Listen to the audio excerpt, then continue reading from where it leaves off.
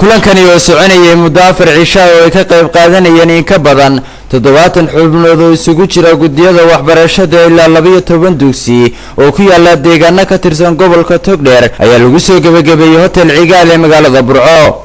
kulankan oo si toos ah u hageysay hay'adda Caritas ayaa lagu tababaray gudiyadani waxbarashada doorka ay ku leeyihiin horumarinta waxbarashada deegaanada ay ka yimaadeen iyo sidii ay kor ugu qaadi lahaayeen. wakiilka hay'adda Caritas ee gobolka Togdheer Cabdiqaadir Cali Nuur ayaa kula dardaarmay ka qaybgalayaashu inay aqoonta halkan ay ka faa'iideystaan kula laabtaan deegaanada ay ka yimaadeen. intaas 4 cisho soo wadeen marka waxaan rajaynayaa aqoontii aad halkan ka baratay inaan idinku qolada ku koobnaane cidii aad ka timaadeen oo bulshadiina aad iyadana uga faa'iideystaan oo aad la wadaagtaan. Ibrahim Abdi oo kamid ah macallimiinta bixinaysa tababarkani kana socday wasaaradda waxbarashada ee gobolka Togdheer ayaa uga mahadnaqay ardaydan intii socday kulankani sidii fiicneed ay uga faa'iideysteen.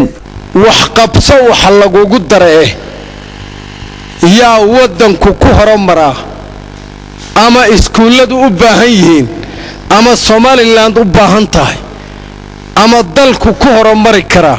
xubno kamid ah ka qaybgalayaasha ayaa iyaguna hay'adda Caritas ku amaanay doorka waxqabad ay ka qaadato kor u qaadida waxbarashada guud ahaanba gobolka Togdheer. maaha markii ugu horeysay ee hay'adda Caritas kulan caynkan oo kale ay isugu yeedho bahda waxbarashada ee guud ahaanba gobolka Togdheer ee lagaga tashanayo ayaha mustaqbalka ee waxbarashada deegaanada gobolka Togdheer.